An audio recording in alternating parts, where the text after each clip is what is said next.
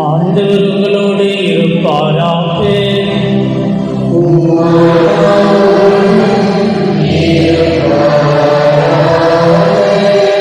யோவான் எழுதிய தூய நற்செய்தியிலிருந்து வாசகம்.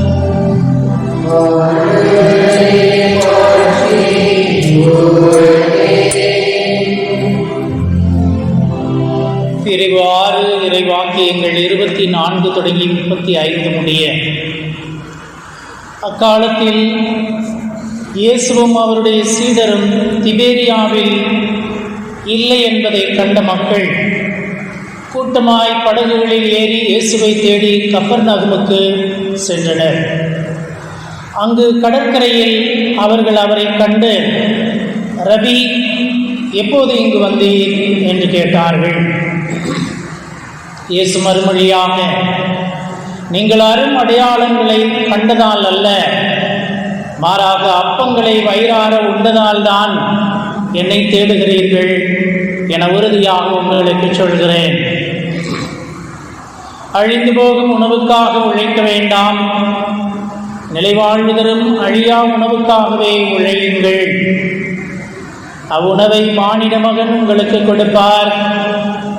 ஏனெனில் தந்தையாகிய கடவுள் அவருக்கே தம் அதிகாரத்தை அளித்துள்ளார் என்றார்.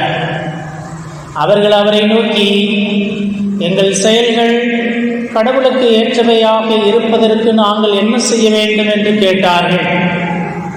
இயேசு அவர்களை பார்த்து, கடவுள் அனுப்பியவரை நம்புவதே கடவுளுக்கு ஏற்ற செயல் என்றார்.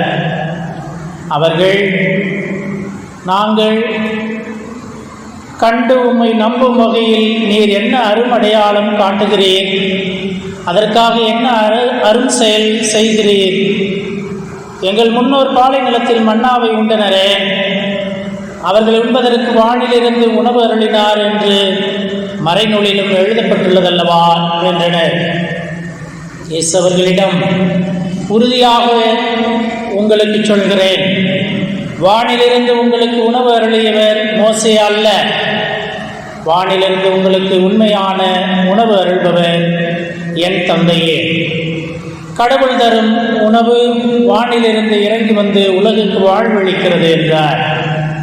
அவர்கள், ஐயா, இவ்வுணவை எங்களுக்கு எப்போதும் தாரும் என்று கேட்டுக்கொண்டார்கள்.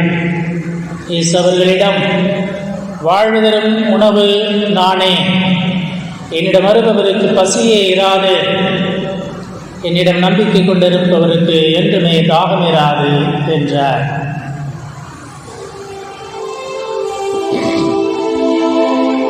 ஆண்டவரின் அருள்வாக்கு.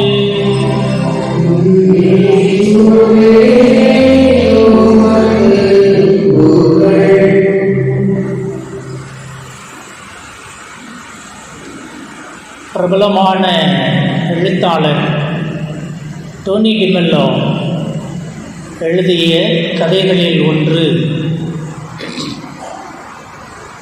ஒரு வேடிக்கையான கதை இது. அந்த கதையை அவர் இப்படி எழுதுகிறார். அவர் ஒரு முடி திருத்துகின்ற தொழிலாளி.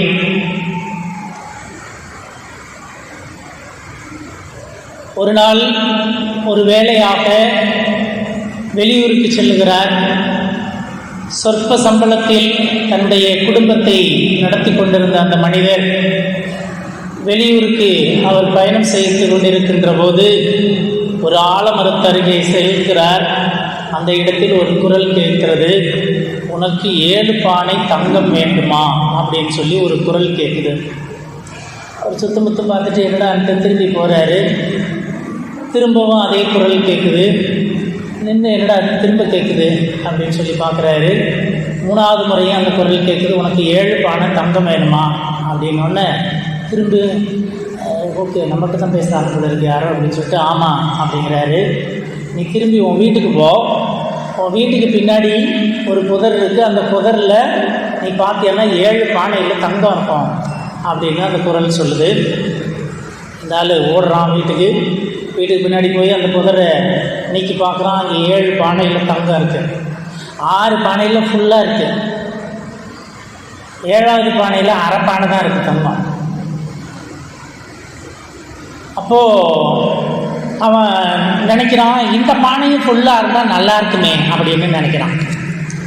6 பானை முழுசாக இருக்குது, இந்த பானை அரைப்பானையாக இருக்கேன், இதுவும் முழுசாக இருந்தால் நல்லா இருக்குமே அப்படின்னு சொல்லிட்டு என்ன பண்ணுறான், அவன் கொஞ்சம் கொஞ்சமாக சேர்த்து வச்சுருந்த எல்லா காசையும் விற்று கொடுத்து தங்கத்தை வாங்கிட்டு வந்து அந்த பானைக்குள்ளே போடுறான். தான் வீட்டில் இருந்த சேமித்து வச்சுருந்த தன் மனைவியுடைய நகை, தான் சேமித்து வைத்திருந்த நகை எல்லாத்தையும் கொண்டாந்து அந்த பானைக்குள்ளே போடுறான். அப்புறம் கொஞ்சம் கொஞ்சமாக வேலைக்கு போகும்போது சம்பளத்தை அதிகமாக இருந்தால் நல்லா இருக்குமே அப்படின்னு சொல்லி அரசன்கிட்ட போய் கேட்குறான். எனக்கு சம்பளத்தை கொஞ்சம் கூட்டி கொடுங்களேன், எனக்கு பத்தாது அப்படின்றான். அரசன் 2 மடங்கு சம்பளத்தை உயர்த்தி கொடுக்குறான். அதிலெல்லாம் தங்கத்தை வாங்கி கொண்டு வந்து அந்த பானைக்குள்ளே போடுறான். அப்பவும் பத்தலை. திருட்டுத்தனம் பண்ண ஆரம்பிக்கிறான். எப்படியாவது எங்கேயாவது கிடச்சிறதெல்லாம் புடுங்கி கொண்டு வந்து இதுக்குள்ளே போட்டோம்னா இந்த பானையும் நிறைஞ்சிரும், ஜாலியாக இருக்கலாம், நிம்மதியாக இருக்கலாம் அப்படின்னு நினைக்கிறான். கொஞ்ச நாளாக இவனுடைய நடவடிக்கை சரியில்லையே, ஆள் மெலிஞ்சு போயிட்டே இருக்கிறானே, முன்னாடியே ஆள் நல்லா இருந்தான், இப்போ ஆள் மெலிஞ்சு போயிட்டே இருக்கிறானே அப்படின்னு நினச்சி அரசன் ஒரு நாள் அவனை பார்த்து, ஏன் உனக்கு என்னாச்சு, நல்லா தானே இருந்த, நீ கேட்டேன்னு சொல்லி சம்பளத்தை 2 மடங்கு அதிகமாக்கி கொடுத்துட்டேனே உனக்கு, ஆனால் இப்போ ஆள் மெலிஞ்சுக்கிட்டே போகிற, உனக்கிட்ட ஏதோ பெரிய மாற்றம் தெரியுது என்ன அப்படின்னு கேட்குறான். அவன் சொல்கிறான், அதெல்லாம் ஒன்றும் இல்லை அரசே, நான் நல்லா தான் இருக்கிறேன் அப்படிங்கிறான். இல்லை, உன் மனசில் ஏதோ சஞ்சலம் இருக்கிற மாதிரி தெரியுது, உன் மூஞ்சியை காட்டி கொடுக்குது, நீ ஆள் முன்ன மாதிரி இல்லை, ஆள் மெலிஞ்சுக்கிட்டே போகிற, என்னாச்சு அப்படின்னு கேட்குறான். அதெல்லாம் ஒன்றும் இல்லை அரசே அப்படிங்கிறான். அரசன் கேட்குறான், இந்த ஆலமரத்துக்கிட்ட 7 பானை தங்கம்னு சொல்லிச்சு அந்த பிசாசை பார்த்தியான்னு கேட்குறான். இவனுக்கு அப்படியே தூக்கி வாரி போடுது. என்னடா அது கரெக்டாக நடுறான அரசனும் அப்படின்னு சொல்லிட்டு, என்ன அரசே அப்படின்றான். ஆமாடா, எனக்கிட்டே அந்த பிசாசு வந்துச்சு, எனக்கே அது மாதிரி 7 பானை எடுக்க சொல்லிச்சு, நானும் அந்த 7 பானை எடுத்தேன், 7வது பானை அரைப்பானையாக இருந்துச்சு, என் அரண்மனையில் இருக்கிற அத்தனையும் அள்ளி கூட முடியாது, அதுக்குள்ளே போட்டேன், அது நிரம்பவே இல்லை, என் நிம்மதியே போச்சு, என் சந்தோஷமே போச்சு, பித்து பிடிச்சி போய் தூக்கம் இல்லாமல் அலைஞ்சேன்.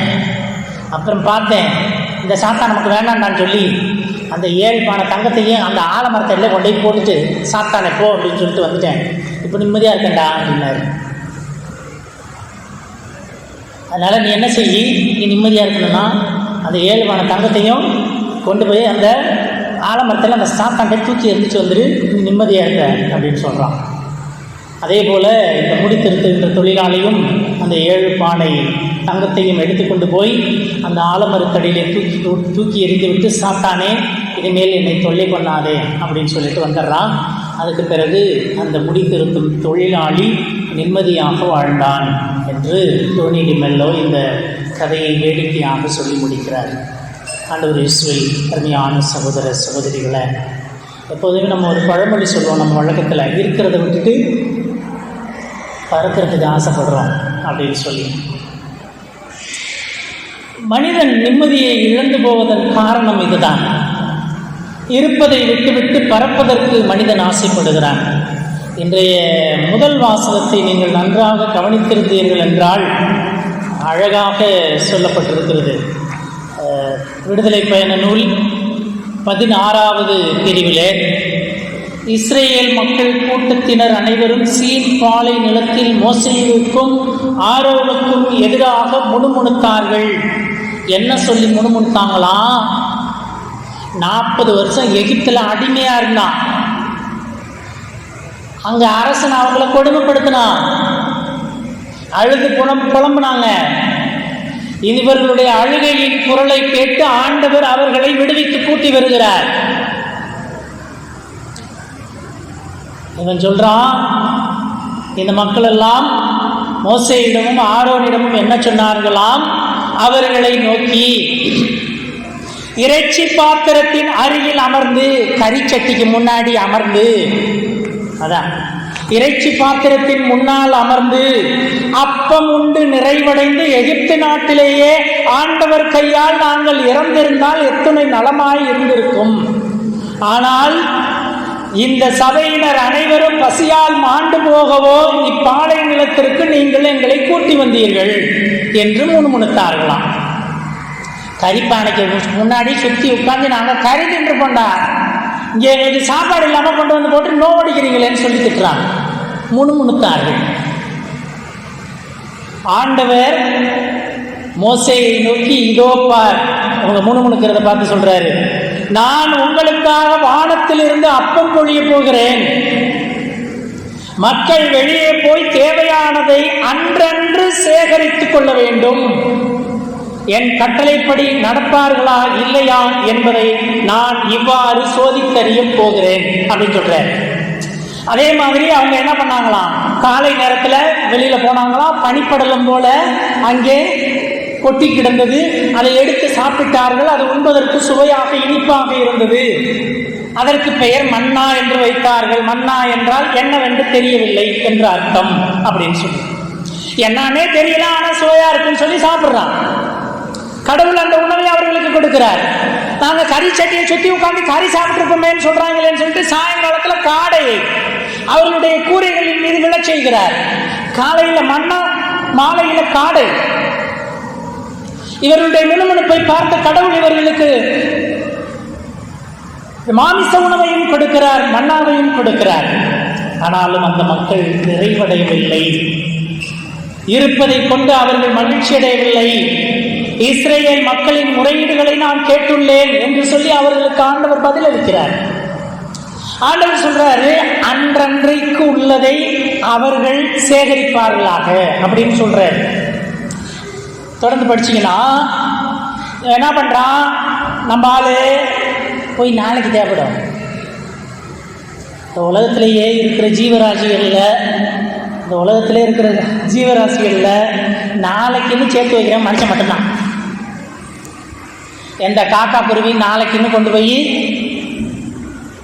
பத்தாயத்துலேயும் கூறுகளையும் எந்த ஸ்டோரேஜ் ஹவுஸ்லேயும் எந்த குடவுன்லையும் சேர்த்து வைக்கிறது இல்லை. இந்த உலகத்திலே மனுஷன் ஒருத்தன் தான் நாளைக்குன்னு சேர்த்து வைக்கிறான். ஆண்டவர் என்ன சொல்றாரு, நாளைக்குன்னு சேர்த்து வைக்காத, அன்றன்றைக்கு உள்ளதை அன்றன்றைக்கு எடுத்துட்டு வா, அன்னன்னைக்கு சாப்பிடு, அன்னன்னைக்கு நான் கொடுக்குறேங்கிறாரு. ஆனா இவன் என்ன பண்றான், சேர்த்து வாரிட்டு வர்றான். வாரிட்டு வந்ததெல்லாம் என்னாச்சான், சாப்பிட முடியாமல் கெட்டு போனது. அடுத்த நாள் வச்சிருந்ததெல்லாம் சாப்பிட முடியாமல் கெட்டு போனது, ஊசி போனது, அழுகி போனது. ஆண்டவர் நான் அவர்களை சோதித்தறிவேன் சொல்றாரு. என் மீது இவர்கள் நம்பிக்கை வைக்கிறார்களா, என் பாதுகாப்பின் மீது இவர்கள் நம்பிக்கை வைக்கிறார்களா என்பதை ஆண்டவர் சோதித்தருகிறார். ஆனா நம்ம ஆளுங்க இருப்பதை விட்டுவிட்டு பறப்பதற்கு ஆசைப்படுகிறார்கள். இன்றைக்கு மட்டும் போதாது, நாளைக்கு என்று மனிதன் சேர்த்து வைக்கிறான். ஆகவே நிம்மதியை இழந்து போகிறான். கிறிஸ்துவில் பிரியமான சகோதர சகோதரிகளை, அதைத்தான் இன்றைய இறைவார்த்தை நமக்கு சொல்லுகிறது. அன்றன்றைக்குள்ள தொல்லை அன்றன்றைக்கு போதும். அன்றன்றைக்கு உள்ளதை ஆண்டவர் உங்களுக்கு கொடுப்பார். ஆண்டவரின் பாதுகாப்பில் நம்பிக்கை வைத்து நீங்கள் ஒவ்வொரு நாளையும் கடவுளுடைய அருளால் நீங்கள் நடந்து செல்லுங்கள், கடந்து செல்லுங்கள். கடவுள் உங்களோடு இருந்து உங்களை ஆசீர்வதித்து வழிநடத்துவார் என்பதை இன்றைய இறைவார்த்தை நமக்கு சொல்கிறது. கிறிஸ்துவில் பிரியமான சகோதர சகோதரிகளை, கடந்த வாரத்தில் நாம் பார்த்து கொண்டிருக்கிறோம். கேரளாவிலே வயநாடு 3 கிராமங்கள் மூழ்கி போய்விட்டது. அந்த 3 கிராமங்கள் இருந்ததற்கான அடையாளமே சுவடுகளே இல்லாமல் போய்விட்டது என்று சொல்கிறார்கள். கடந்த 2 நாளில் நீங்கள் சோசியல் மீடியாவில் பார்த்துருப்பீங்க, ஒரு வீடியோ வைரல் ஆகிட்டு இருக்கு.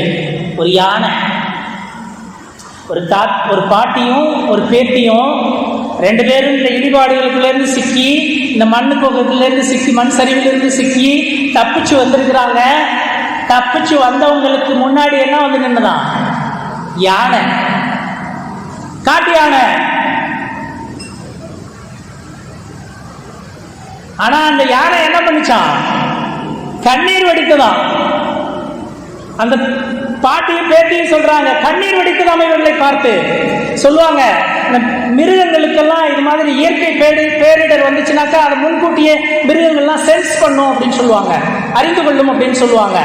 அப்படி ஒருவேளை அந்த யானை அறிந்திருக்கலாம். ஆயினும் அந்த யானை தன்னுடைய கால்களுக்கிடையே பாதுகாப்பாக இரவு முழுவதும் வைத்திருந்து மிதிக்கல. அந்த பாட்டியையும் அந்த பேட்டியையும் கொல்லல, பாதுகாப்பாக வைத்திருந்து அடுத்த நாள் விடிந்த பிறகு அவர்களை அனுப்பி வைத்திருக்கிறது. மிருகங்களிடம் மனித பண்பு இருக்கிறது. இன்னொரு வீடியோ காட்சி அடிக்கடி அதிகமாக சொல்லிட்டு இருக்கிறாங்க இந்த 2-3 நாட்கள்ல. வனத்துறையினர் காட்டுவாசிங்க இருக்கிற பகுதியிலிருந்து ஒரு அம்மா ஒரு பிள்ளைய தூக்கிட்டு, ஒரு கை குழந்தைய தூக்கிட்டு இங்கிட்ட அங்கிட்ட அலையுது. அவங்க இறந்த உடல்களை எல்லாம் பார்த்துக்கிட்டு காப்பாற்றுறதுக்கு போயிட்டு இருக்கிறப்ப ஒரு அம்மா அலையிறத பார்த்துட்டு இது ஏதோ காட்டுவாசி பெண்ணு மாதிரி இருக்க, என்னம்மான்னு கேட்குறாங்க. ஒன்றும் சொல்லலை. அதுக்கு சாப்பாடு கொடுத்துருக்காங்க. சாப்பாடு வாங்கி கொஞ்சம் சாப்பிட்டுட்டு பிள்ளைக்கு கொடுத்துருக்குது.